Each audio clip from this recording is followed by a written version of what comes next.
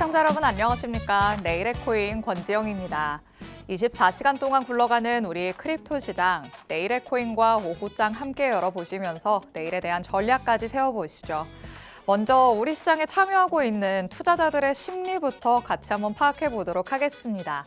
자, 오늘의 공탐지수 지난 금요일보다 꽤 많이 올라왔네라는 생각 드시죠? 현재는 두려운 구간 안에서 37까지 올라와 있는 상태입니다.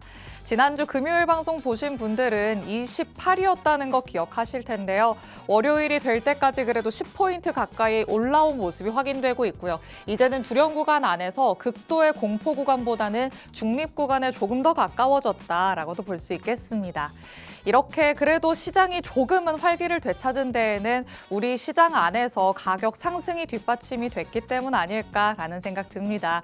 오늘 아침부터 또 상승 흐름이 나타났기 때문에 우리 시장 참여자들이 조금은 어깨를 펴고 움직이려고 하는구나라고 해석을 해볼 수가 있을 것 같은데 과연 그렇다면 이런 시장 안에서 시가총액은 또 어느 수준까지 와 있는지 체크를 해보도록 하겠습니다. 자, 아침부터 상승이 일어났다라고 말씀드렸죠. 24시간 전 대비해서 급격하게 오늘 아침부터 시가총액이 뛰어오르는 모습이 확인이 됐고요. 전일 이 시간 대비해서는 시가총액 2.48% 불어난 모습이 확인이 되고 있습니다. 그리고 일주일 전과 대비했을 때도요. 3% 가깝게 지금 늘어난 모습 포착이 되고 있습니다. 물론 일주일 전 대비해서 이 그래프를 살펴본다면 그 안에서 등락은 계속해서 있어 왔습니다. 우리 시장에 하지만 급격한 하락도 또 급격한 상승도 없었던 만큼 무언가의 박스에 갇혀 있다라고도 볼 수 있겠죠. 시가총액도 비트코인의 가격과 굉장히 흡사하게 지금 움직임을 가져가는 모습이 확인이 되고 있습니다. 그래도 일단은 전일 이 시간 대비해서는 시가총액도 많이 늘어났다는 게 조금은 고무적인 포인트라고도 볼 수 있을 것 같은데 기관들은 지난주까지 어떤 흐름을 보여왔는지 같이 한번 체크를 해보도록 하겠습니다. 자, 지난 금요일이 뉴욕 증시도 휴장을 했기 때문에 이 ETF도 지금 목요일까지 집계가 완료된 모습이 나타나고 있는 겁니다. 우리가 지금 동그라미로 표시를 해놓은 이 부분이 수요일 그리고 목요일이 될 텐데요. 수요일에는 보시는 것처럼 비트코인 ETF를 통해서 1억 7천만 달러가 넘게 기관의 자금이 유출된 모습이 확인이 됩니다. 그래도 다행인 건 목요일로 바뀌면서 비트코인이 소폭이지만 순유입세로 돌아섰다는 모습이 될 텐데요. 비트코인 ETF를 통해서는 1,200만 달러 기관의 자금이 들어온 게 또 확인이 되고 있습니다. 하지만 또 다행이다라고 싶은 거는 순유입으로 돌아선 거지만 그 안에서의 아쉬운 점은 이 순유입의 폭이 될 것 같습니다.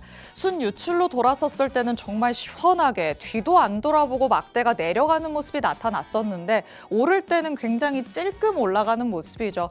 이 정도로는 우리 성에 차지 않는다라는 생각이 드는 상황이고요. 그리고 비트코인 ETF를 통해서는 기관의 자금이 들어오기는 했지만 이더리움 ETF를 통해서는 7,100만 달러 여전히 기관의 자금이 조금 빠져나가고 있다는 게 포착이 되고 있습니다. 아직까지는 기관들도 이렇다 할 명분을 찾지 못한 채 조금은 방향성을 찾고 있다라고 볼 수 있는 시점인데 그렇다면 가격적인 측면에서 우리 코인들은 어떻게 움직이고 있는지 실시간 시장 분위기 확인해 보도록 하겠습니다. 그래도 다행인 건 계속해서 오름세를 이어간다는 게 되겠습니다. 비트코인도 1시간 전 대비해서 0.5% 상승하는 모습이 나타나고 있죠.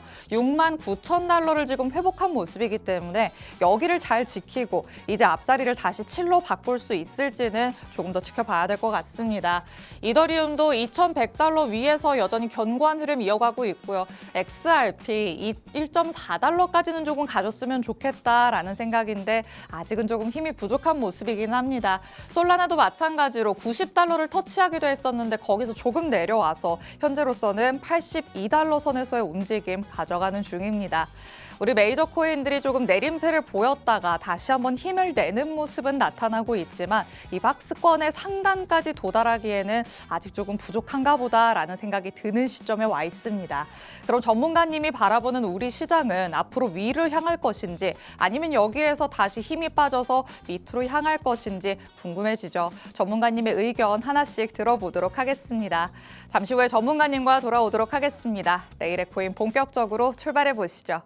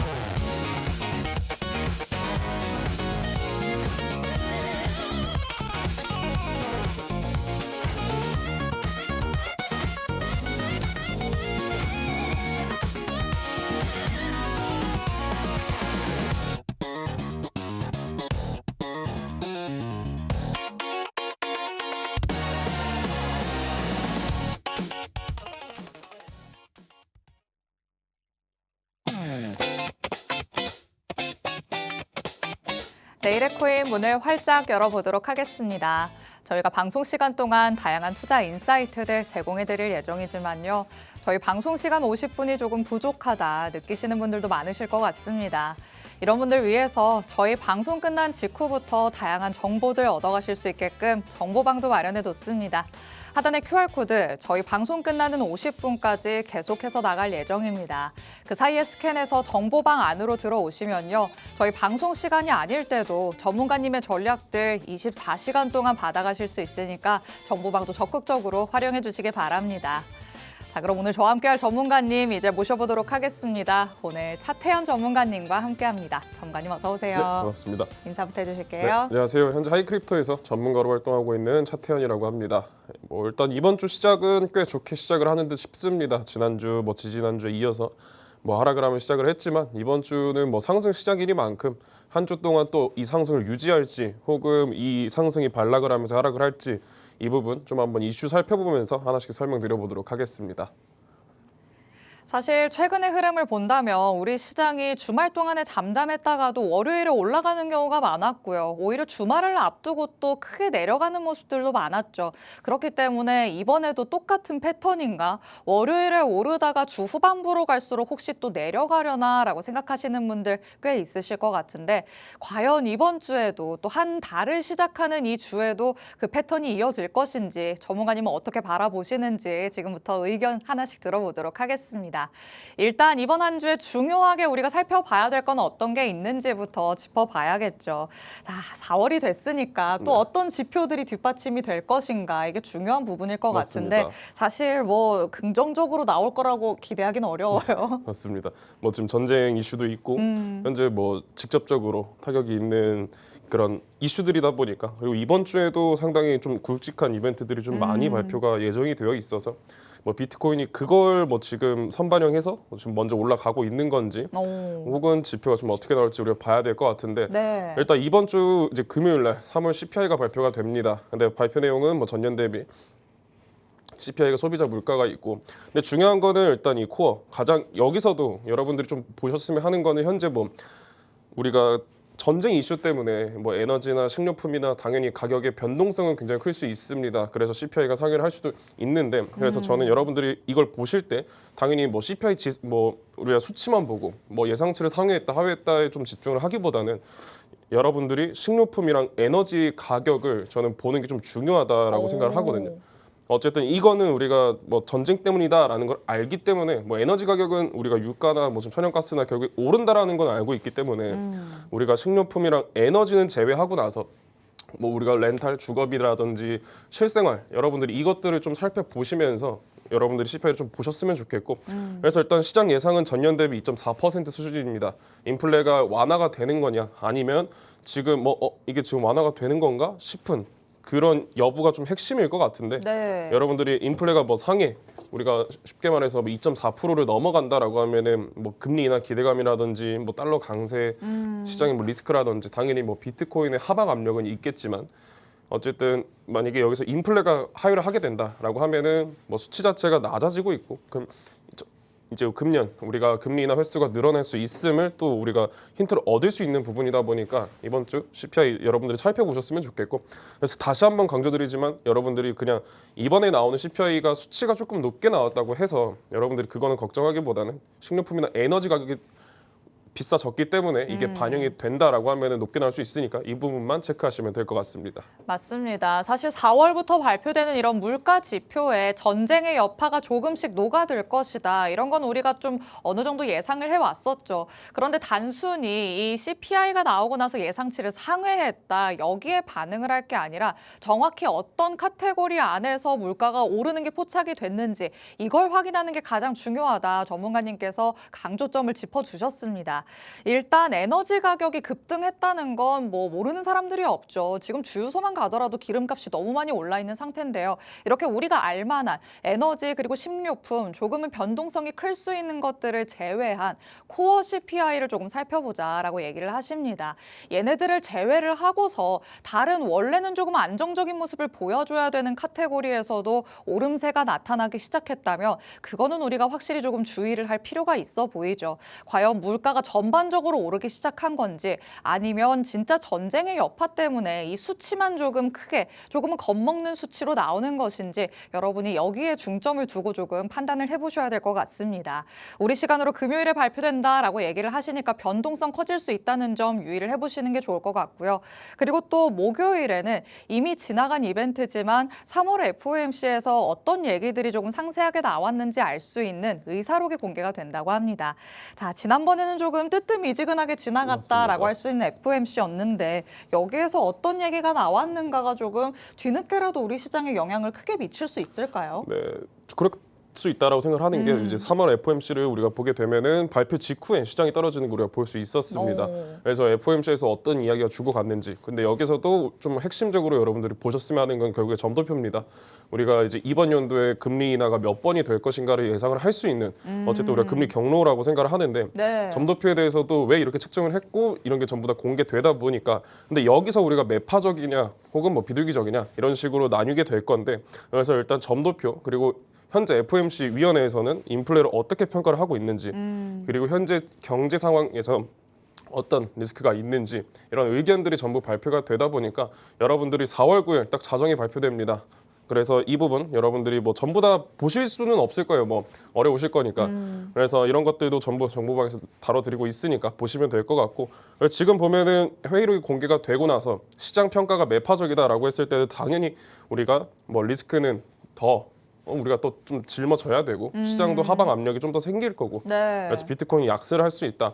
그리고 지금 만약에 뭐 좀 평화적으로 우리가 좀 비둘기적으로 나온다라고 하면은 어차피 리스크 자체도 조금은 줄어들고 비트코인의 긍정적인 그리고 여러분들도 뭐 회의록 이 뭐 FOMC 발표만큼 뭐 크게 가격 변동을 주진 않는 걸 알고 계실 거예요. 그래도 회의록이 공개가 되고 나서 뭐 시장이 2% 3% 정도 뭐 5%까지도 크게 움직였던 적 많으니까 여러분들이 거래를 하시는 분들이라면은 이번 주 목요일에 발표되는 회의록도 한번 잘 살펴보시면 좋을 것 같습니다. 네, 요즘처럼 우리 시장이 조금 박스권 안에 갇혀 있을 때 이런 소소한 소식들이 조금 영향을 많이 주지 않나라는 생각이 들기도 합니다.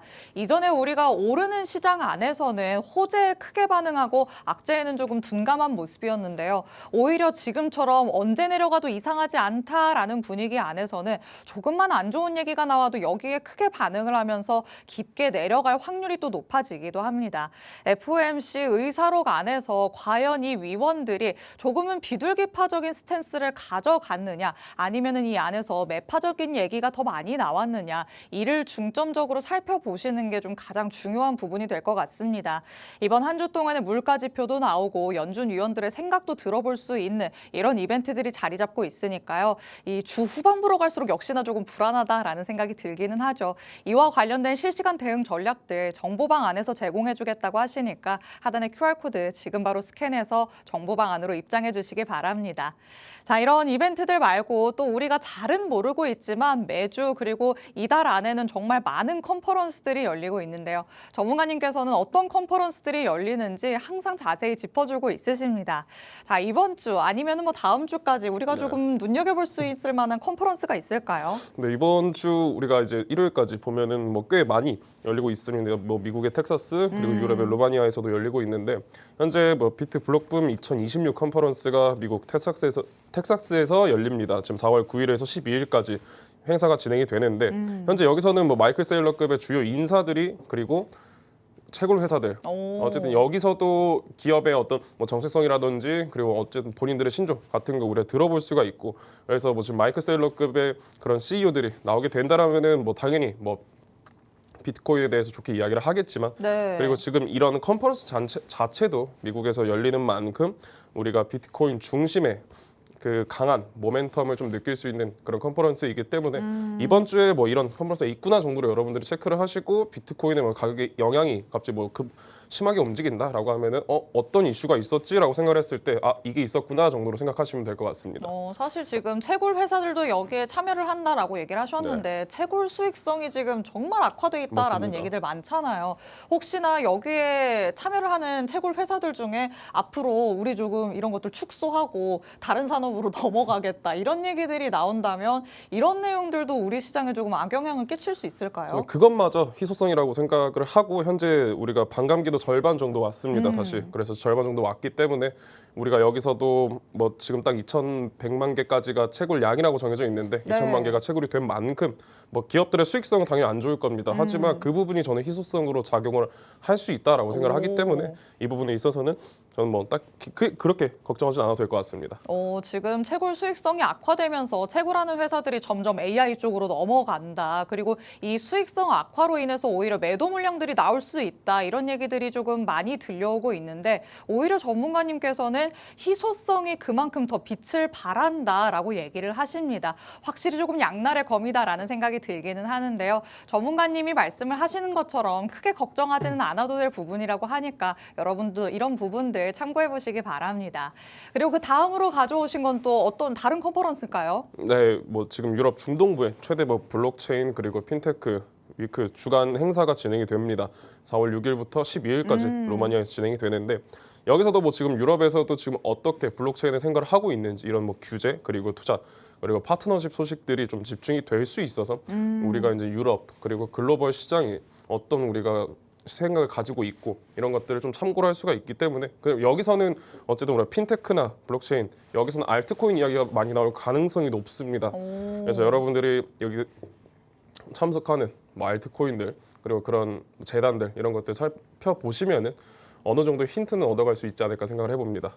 우리 시장 안에서 사실 미국 투자자들이 굉장히 큰 규모를 차지하고 있기 때문에 미국 내에서 어떤 얘기가 나오는가가 가장 중요할 수는 있겠습니다만 이렇게 컨퍼런스를 통해서 유럽 내에서는 어떤 움직임이 나타나는지도 우리가 조금 체크를 해볼 수가 있겠습니다. 이런 것들을 사실 개인 투자자분들이 혼자서 찾아보기엔 참 어렵다 싶기도 한데요. 그래서 전문가님이 있는 거겠죠. 이런 컨퍼런스와 관련된 내용들도 정보방 안에서 계속해서 제공해드리고 있으니까 내가 조금 다방면의 지식들을 다 갖추겠다라는 생각이 드신다면 하단의 QR코드 통해서 정보방 안으로 입장해 주시기 바랍니다. 자, 그리고 4월이 시작됐기 때문에 이제는 2분기의 시작이라고 볼 수 있겠죠. 새로운 분기로 접어들면서 기관들은 또 포트폴리오를 리밸런싱하는 시기가 왔다라고도 볼 수 있겠습니다.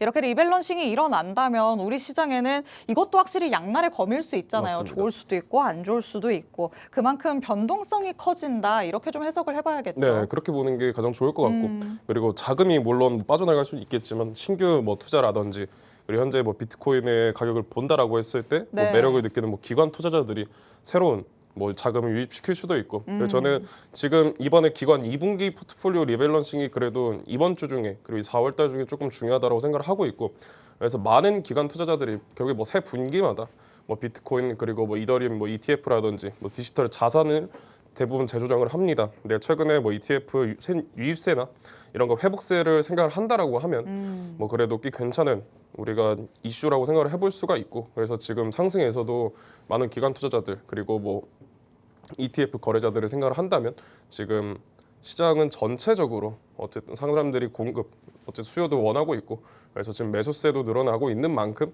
이번 주 그래도 꽤 지켜볼 만한 이슈인 것 같습니다.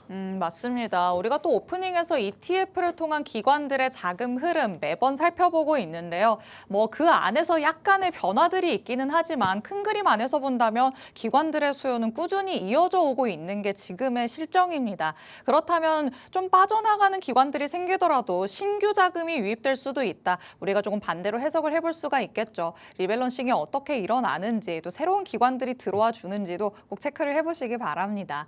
그리고 마지막으로 RWA와 관련된 내용 짚어보도록 하겠습니다. 요즘 시장 안에서 또 이 RWA 섹터도 정말 잘 버텨준다라는 맞습니다. 생각이 드는데 관련해서는 좀 지속적인 호재가 있을까요? 네, 현재 뭐 저는 이번 연도 26년도가 지금 RW가 메인 테마라고 생각을 합니다. 알트코인 중에선. 그래서 매주 지금 RWA 관련해서 이야기를 드리고 있는데 네. 현재 블랙록에서는 어쨌든 여기가 가장 선두에 있고 블랙록에서 이끄는 테마인 만큼 알트코인들도 영향을 받고 있는 상황인데 현재 대형 기관들의 실물 자산 토크나 그러니까 우리가 리얼월드 에셋이죠 결국에 RWA가. 그래서 추가 발표나 파트너십 소식은 계속해서 빌드업이 되고 있습니다.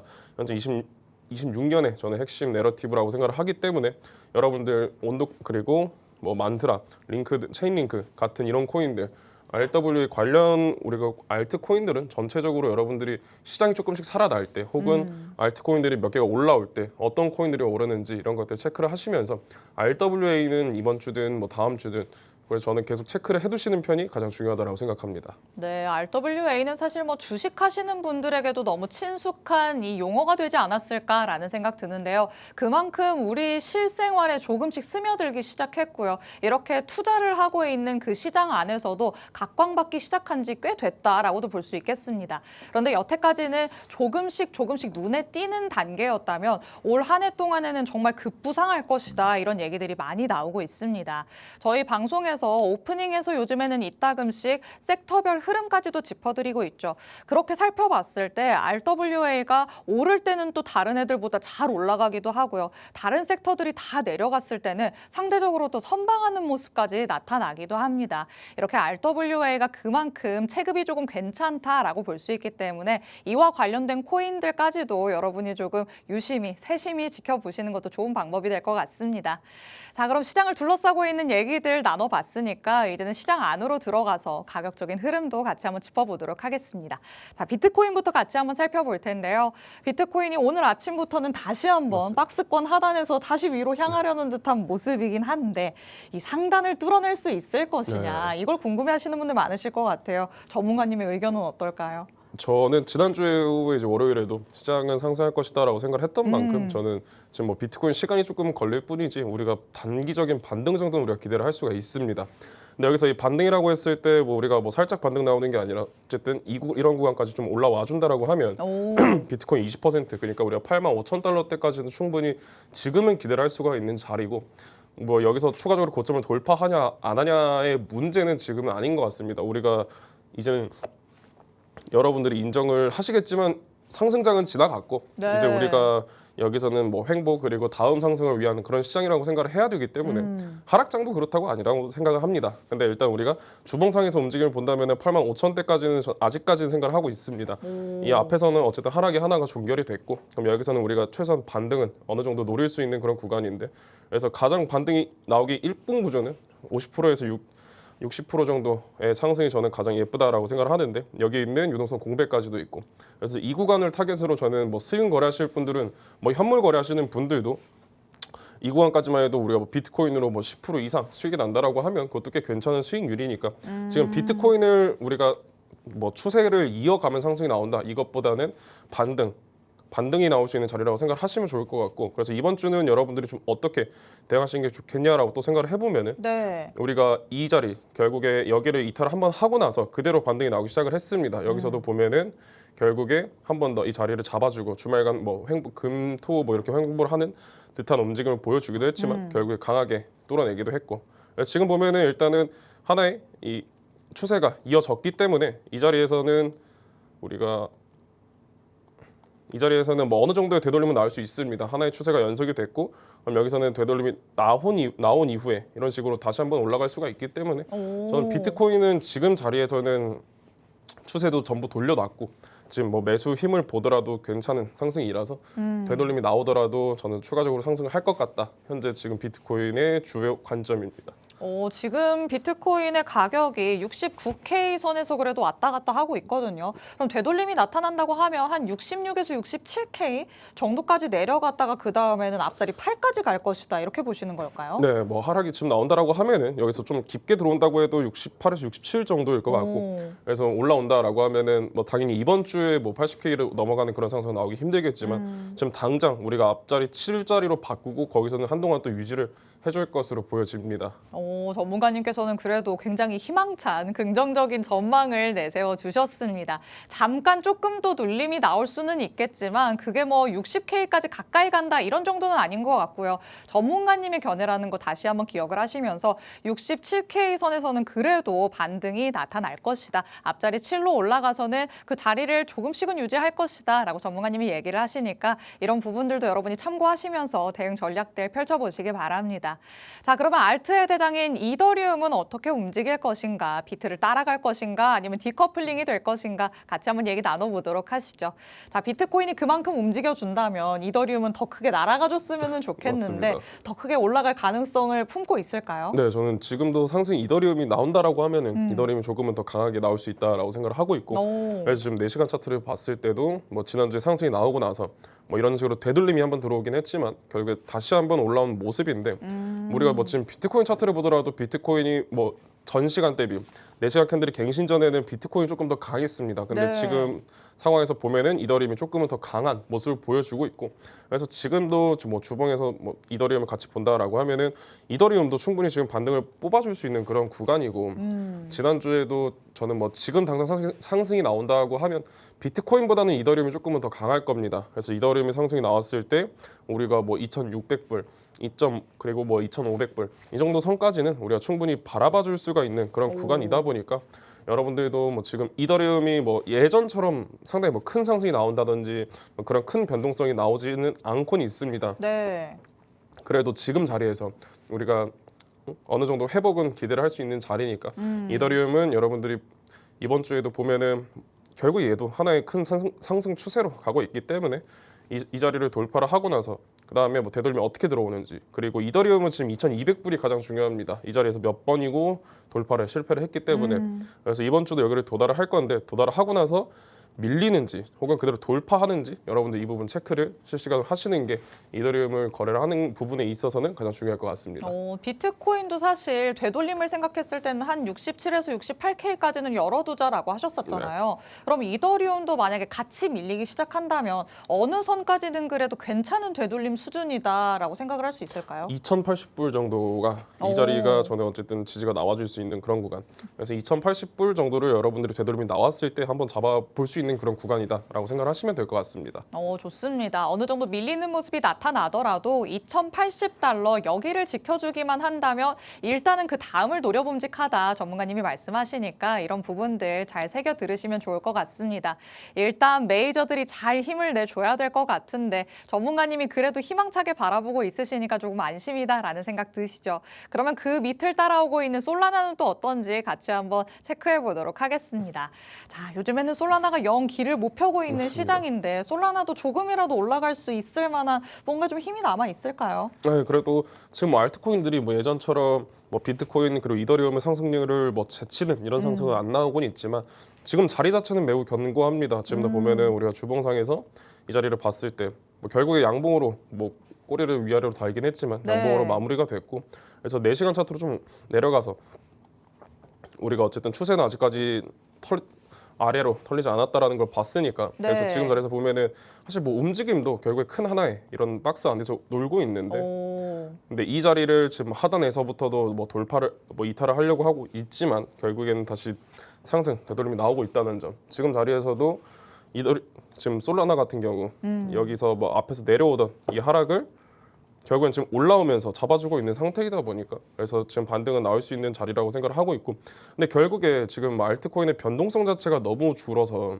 우리가 뭐 지금 솔라나가 여기서부터 여기까지 빠진다고 하더라도 뭐 2% 3% 선이라서 우리가 지금 뭐 알트코인들은 여러분들이 뭐 엄청난 그러니까 좋은 상승을 기대를 하고 계시겠지만 네. 알트코인들 차례가 아니라는 점 지금은 그래서 알트코인의 횡보가 조금 더 길어질 수 있고 지금 우리가 차트를 봤을 때도 결국에 길게 늘러뜨리고 있는 추세이다 보니까 이 부분은 뭐 솔라나 같은 경우는 뭐 우리가 하단이든 상단이든 돌파를 하는 그런 움직임을 봐야지 그 다음에 추세를 좀 가늠을 할 수가 있을 것 같습니다.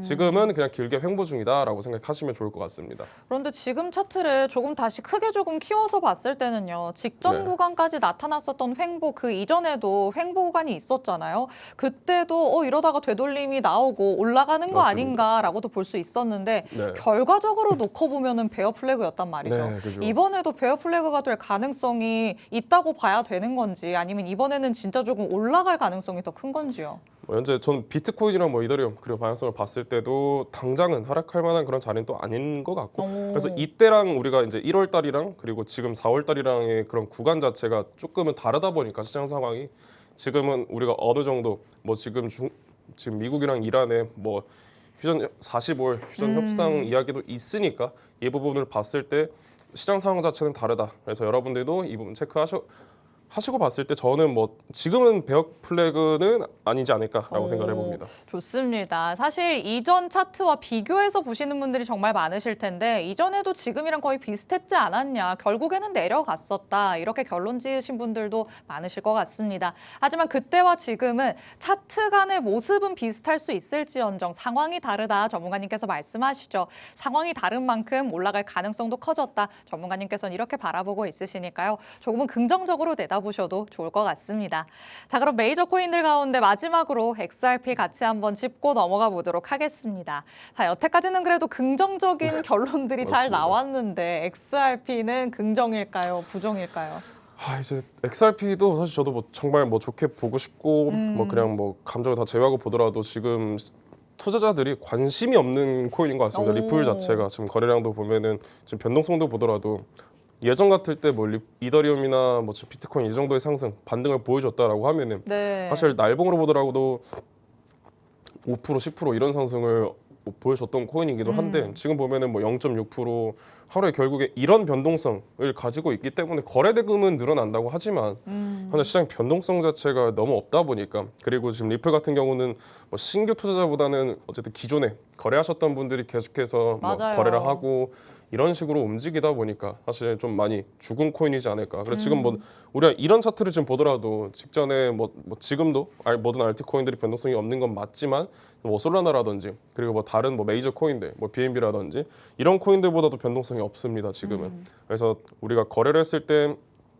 사실 거래하기에도 조금 빡빡한 코인이고 리플 거래하시는 분들은 리플뿐만 아니라 지금 알트코인 거래하시는 분들은 아무래도 조금은 더 길게 보셔야 될 것 같습니다. 지금 자리에서 비트코인이랑 이더리움 움직인다고는 하지만 알트코인들이 움직일 상황은 아니니까 알트 거래하시는 분들, 특히 뭐 솔라나 리플 대형 코인들 거래하시는 분들은 조금 더 길게 보셔야 될 것 같네요.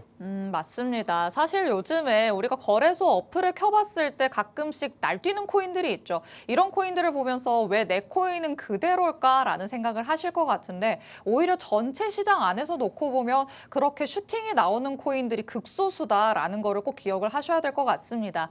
전반적인 XRP를 포함한 다른 알트코인들은 조금 길게 호흡을 가져가야 되는 때다. 전문가님께서 이렇게 말씀을 하십니다.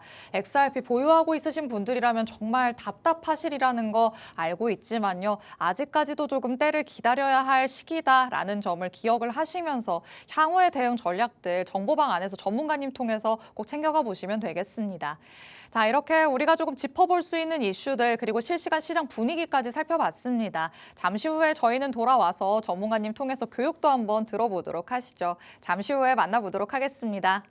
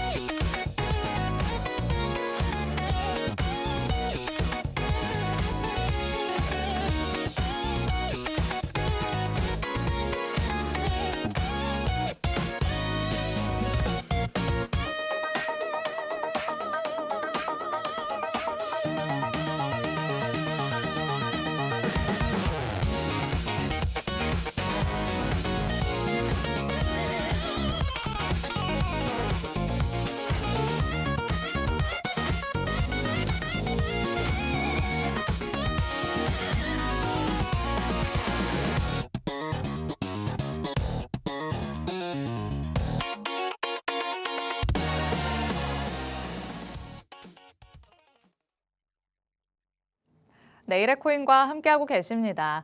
지금부터는 전문가님 통해서 교육도 한번 들어볼 텐데요. 여태까지 시장 흐름에 조금 치여서 내가 기본에 충실하지 못했다 하시는 분들이라면 오늘 전문가님과 같이 호흡하시면서 조금은 내가 잊고 있었던 기초적인 내용들 다시 한번 다잡는 시간 가져보시면 좋을 것 같습니다. 자, 그럼 전문가님, 여태까지 우리가 조금 스텝 바이 스텝으로 잘 쌓아왔는데 아직도 뭐가 남아 있을까요? 오늘은 일단 MACD에 대해서 오. 좀 이야기를 해보려고 이름은 많이 네, 들어봤는데요. 맞습니다. 여러분들이 뭐 맥디라고 부르는 MACD. 어쨌든 우리가 시장을 봤을 때 우리가 모멘텀을 확인할 수 있는 그런 뭐 가장 기본적인 지표이기 때문에 오늘 뭐 앞에서 이야기했던 이동 평균선 그리고 RSI와 더불어 하나 다시 한번 설명드려보도록 하겠습니다.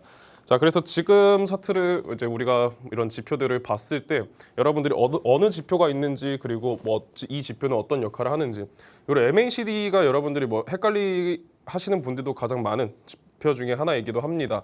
그래서 MACD는 우리가 무이브 에버리지 이동평균 컨버전스 다이버전스입니다. 결국에 우리가 수렴하고 확산을 하는 지수라고 생각하시면 되는데, 그러니까 가격의 모멘텀이랑 추세 변화를 이런 지표 하나에 볼 수가 있는 거죠. 그래서 오늘의 목표는 그냥 MACD의 세 가지 신호를 어쨌든 뭐 완전 정복을 하면 좋겠지만 여러분들 이해하는 게 목표고, RSI와 또 차이점을 이해를 하는 겁니다. 그리고 프라이스 액션과 우리가 앞에서 배웠던 내용들로 결합을 해서 어떻게 매매를 이어가야 할지 이런 것들 한번 설명을 드리도록 하겠습니다. 그래서 오늘 제대로 배우면은 어쨌든 뭐 시장의 모멘텀 자체는 읽는 눈이 생길 수 있다라고 생각을 하기 때문에 여러분들도 오늘 한번 집중해서 보시면은 좋을 것 같네요.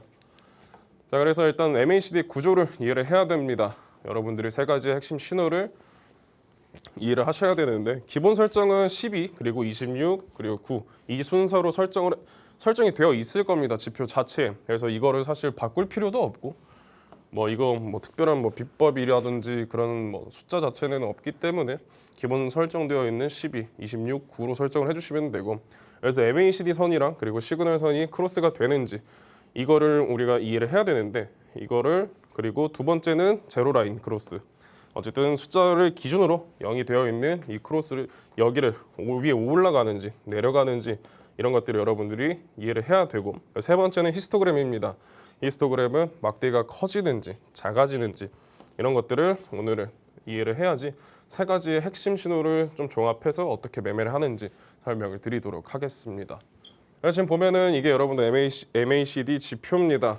여기서 보면은 이 자리 이 선을 기준으로 봤을 때 우리가 이 선들, 그래서 앞에서도 설명을 드렸던 게 MACD 선이랑 우리가 그리고 시그널 선이 크로스가 되는지를 보는 거거든요.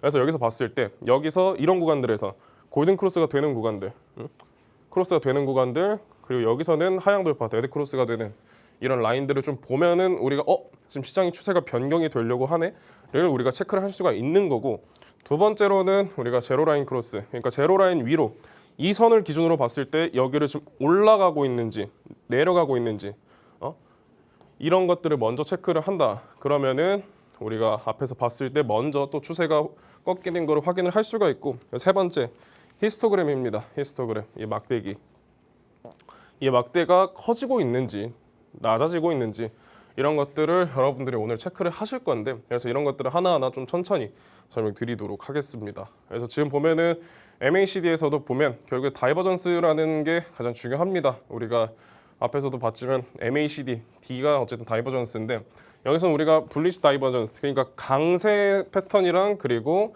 베어리시, 결국에 약세 패턴이 있는데 이거를 보는 거예요, 여러분들. 차트는 높아졌는데 지금 선은 낮아지고 있네. 지금 차트 바닥은 더 낮은데 바닥은 더 높네. 이거 우리가 배웠던 거랑 결국에 또 비슷한 부분이죠. RSI 우리가 다이버전스랑 비슷한 내용인데 MACD에서는 조금 더 잘 활용을 할 수가 있다. 그래서 지금 아까 그 화면에 보면은 이런 자리에서들, 그러니까 이렇게 우리가 막 고점은 높아지는데 MACD 선이 낮아진다. 이런 것들. 그럼 여기서는 우리가 이제 추세가 슬슬 변할 수가 있겠는데, 여기서도 보면은 결국에 이런 막대 크기도 여기가 조금은 더 작고, 그래서 여기서부터는 추세가 꺾이게 되죠. 그래서 이런 것들 우리가 여기서 이제 꺾이기 시작을 했으니까 조금은 조심을 해야겠다. 그리고 여기서 데드 크로스까지 발생을 했네라고 생각을 하면은 이런 자리에서는 우리가 매매를 좀 조심을 해야 된다. 근데 이것만 보고 진입하기에는 뭔가 당연히 부족하다라는 생각은 듭니다. 근데 지금 여기서 봤을 때는 이제 추세가 꺾이는구나. 추세 정도는 파악을 할 수가 있다. 그래서 여기서도 보면은 저점은 더 낮습니다. 저점은 더 낮은데 여기서 보면은 결국에 저점은 조금 더 높아졌죠. 그래서 여기서도 상승 다이버전스가 발생을 한 거고.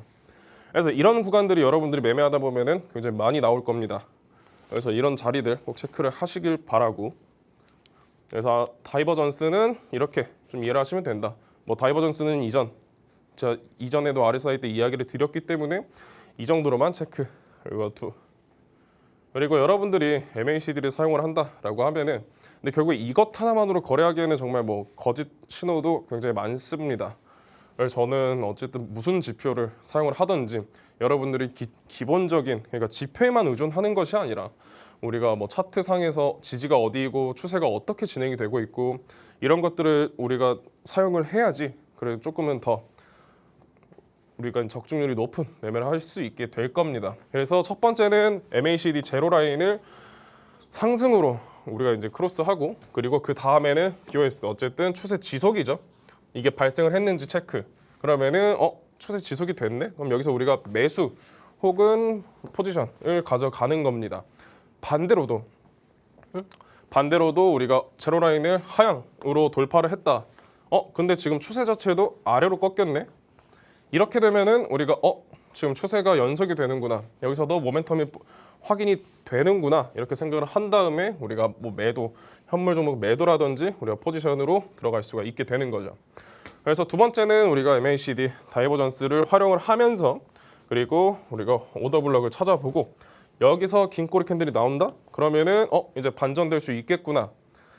여기서 우리가 매도 혹은 포지션, 숏 포지션을 가져가는 거죠. 그래서 가장 좋은 거는 히스토그램도 줄고 있고 우리가 지금 이 구간에서 지금 빈 공간 유동성까지 왔네? 그러면은 모멘텀이 약화된다는 신호로 생각을 할 수가 있기 때문에 여러분들이 매매할 때 조금은 더 승률을 올릴 수 있는 방법 중에 하나라고 생각을 하고 그래서 RSI 혹은 우리가 이제 매매하는 PE라든지 이런 것들을 함께 사용을 하면은 시장이 과열이 됐는지 우리가 지금 어떻게 모멘텀이 어떻게 흘러가고 있는지 이 둘을 활용을 해서 동시에 여러분들의 확인이 가능하다. 그래서 MACD 그리고 우리가 이전에 배웠던 뭐 이동평균선, RSI 이런 것들 전부 다 여러분들이 활용을 하시면은 최고의 조합이라고 생각을 하는데 그러니까 이런 자리에서 여러분들 설명을 드리면은 우리가 히스토그램을 봤을 때는 점점 줄고 있고 그러니까 이런 자리들 우리가 여기서도 보면은 히스토그램은 줄어들고 있고 여기서도 지금 제로선을 돌파를 했네 고점은 돌파를 했는데 그러면은 되돌림을 기다리는 겁니다. 이런 자리 뭐 유동성 비효율 구간이라든지 근데 지금 봤을 때 고점은 높아졌어. 근데 낮아졌네 이렇게 생각을 하면은 우리가 되돌림 왔을 때 포지션 한 번 더 잡아보는 겁니다. 여기서는 우리가 내가 만약에 여기서 뭐 종목을 샀다 그럼 떨어졌다 그럼 여기까지 왔을 때 본전을 정리를 한다든지 혹은 이 자리에서 매수하신 분들은 이런 자리에서 매도를 한다든지 그럼 이 자리에서 뭐 가장 좋은 거는 아무래도 포지션을 잡는 거겠죠. 포지션을 잡고 여기까지 뭐 수익을 낸다든지 그리고 지금 이 자리에서도 보면은 결국 이런 자리들 돌파를 하고 나서 이렇게 우리가 지금 BOS가 확인이 됐다. 지금 봤을 때 제로 라인도 돌파가 나왔네. 여기서 골든 크로스가 나왔네. 히스토그램도 점점 커져. 이런 것들을 체크를 하고 여러분들이 이런 되돌림에서 진입을 해보는 거죠. 그러니까 이런 것들을 우리가 단순히 하나하나를 생각을 하면서 그냥 우리가 지표를 뭘 사용을 한다. 지표에 뭐가 정말 뭐 모든 성배가 있는 것도 아닙니다. 결국에. 그래서 여러분들이 거래를 하실 때는 뭐 이런 뭐 패턴들을 보고서도 뭐 거래를 할 거고 뭐 지표를 보면서도 거래를 하겠지만은 여러 가지 교차 검증은 필요하다. 그래서 하나만 믿고 거래하는 거는 좀 좋지 않다라고 생각을 하는데 그래서 뭐 앞에서 배운 MACD 내용을 그냥 메인을 우리가 주의점을 생각을 한다면은 결국에 횡보 시장에서 휩소가 정말 많습니다. 거짓된 크로스가 매우 많아요.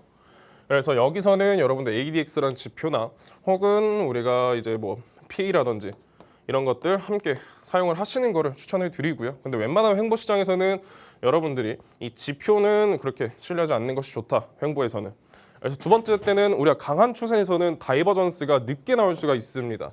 우리가 다이버전스가 이렇게 계속 올라가니까 시장이 계속 올라가니까 다이버전스 당연히 늦게 나올 수가 있겠죠. 그래서 이런 것들 여러분들이 체크를 하시면 되고 설정은 앞에서 이야기 드렸지만 12, 26, 9로도 충분합니다. 너무 자주 바꾸지 말기를 바라고 그래서 모든 지표는 웬만하면 다 후행성입니다. 후행성이 있으므로 항상 상위 타임 프레임의 컨텍스트를 먼저 확인을 하시길 바라고요. 그래서 여러분들이 뭐 연습하실 분들, 이거를 써보고 싶다 하시는 분들은 거래소 차트나 트레이딩뷰에서 BTC, USDT 혹은 뭐 여러분들이 사용하는 그런 알트코인들도 몇 개 넣으셔가지고 보시면은 여러분들이 매매를 하실 때, 지표를 활용하실 때 조금은 더 도움 되실 거라고 생각합니다. 그래서 MACD는 뭐 지금 짧게 여기까지 진행을 하고 다음 히든 코인 하나 공유를 드려보도록 하겠습니다. 네, 오늘은 전문가님 통해서 MACD란 무엇인가, 또 어떻게 활용을 하면 좋은가 같이 한번 얘기 들어봤습니다. 사실 모든 지표들이 전문가님이 말씀을 하신 것처럼 하나만 사용을 해서는 알기 쉽지 않습니다. 여태까지 우리가 전문가님 통해 정말 다양한 지표들을 만나봤으니까요. 배운 보조 지표들을 정말 다 활용해보겠다라는 생각으로 열심히 혼자서 연구를 해보시고 많은 예시들에 조금 접목을 시켜보는 시간을 가져보셨으면 합니다. 그래도 혼자서는 어렵다. 라는 생각 드신다면 하단의 QR코드 스캔해서 정보방 안으로 입장해 주시기 바랍니다. 그래도 우리는 어렵지만 전문가님 머릿속에는 이 많은 것들이 들어가 있는 상태죠. 그런 전문가님의 눈으로 바라본 히든코인은 어떤 걸지 지금부터 같이 한번 확인해 보도록 하겠습니다. 자, 요즘에도 이 알트 안에서 기회만 잘 잡는다면 방망이 짧게 잡고 빠르게 맞죠. 수익 내서 나올 수도 있는 건데 맞습니다. 전문가님의 히든코인들은 괜찮을까요? 네, 뭐 저 지난번에 우리가 거래했던 뭐 코인들도 보면은 우리가 뭐 10% 이상 그런 수익 난 코인들도 굉장히 많았고 그래서 지금은 우리가 뭐 이런 시장이라도 뭐 정말 뭐 좋은 구간에 진입을 한다라고 하면은 시장 상황이랑 좀 잘 맞물려서 5에서 뭐 10% 정도는 우리가 충분히 수익을 낼 수 있는 그런 상황인데 오늘 여러분들한테 공유드릴 코인 차트의 모습만 한번 보여드리면은 일단 긴 하락 추세는 어쨌든 지나왔습니다. 여기서도 보면은 긴 하락 추세가 진행이 된 거 보이실 거고 그럼 결국에 이 안에서 어떤 식으로 움직였냐라는 게 가장 중요한데 이 안에서도 결국에 한 번 더 하락이 나왔지만 돌파 이후에 지금 물량을 쌓는 모습 그리고 지금 차트를 본다면 지금 우리가 올라오고 있는 그런 모습을 확인을 할 수가 있습니다. 그래서 지금 자리에서 단기적으로 10에서 20% 정도는 좋은 수익을 올려줄 수 있는 그런 코인이라서 여러분들도 지금같이 좋은 구간일 때 저희 정보만 들어오시면은 전부 공유를 드리고 있습니다. 지난번에 공유드렸던 코인들도 전부 실시간 브리핑 드리고 있기 때문에 이런 코인들 궁금하고 그리고 뭐 교육 내용들 궁금하신 분들은 정보방에 들어오셔가지고 하나하나 좀 배워가시면 좋을 것 같습니다. 네, 오늘의 전문가님의 새로운 히든코인 만나봤습니다. 우리 전문가님께서 너무 점잖으셔서 여태까지 가져오셨던 히든코인들이 얼마나 잘 올라갔는지 잘 말씀을 안 해주시는데요. 정보방에 있으신 분들은 전문가님의 히든코인 통해서 방망이 짧게 잡고 10에서 15% 정도의 수익을 매번 챙기고 있으십니다. 여태까지 나는 저런 것들 하나도 없었다라고 하신다면 오늘의 히든코인 더더욱 주목하셔야겠죠. 지금 이미 하락 추세를 어느 정도 끊어내려는 듯한 모습이 포착이 되고 있습니다. 여기에서 눌림목에서 잘 잡는다면 상단으로 충분히 향할 가능성이 있다. 전문가님께서 이렇게 바라보고 있으시니까 자세한 타점 그리고 앞으로의 향후 대응 전략들 꼭 정보방 안에 들어오셔서 받아가 보시기 바랍니다. 오늘 저희가 준비한 내용은 여기까지입니다. 본 방송에서 제공해드리는 정보는 투자 판단에 대한 조언일 뿐 해당 자산의 가치 또는 상승 하락을 보장하지는 않는다는 점 유의해 주시기 바랍니다. 저희는 내일 다시 찾아뵙도록 하겠습니다. 시청해주신 여러분 고맙습니다.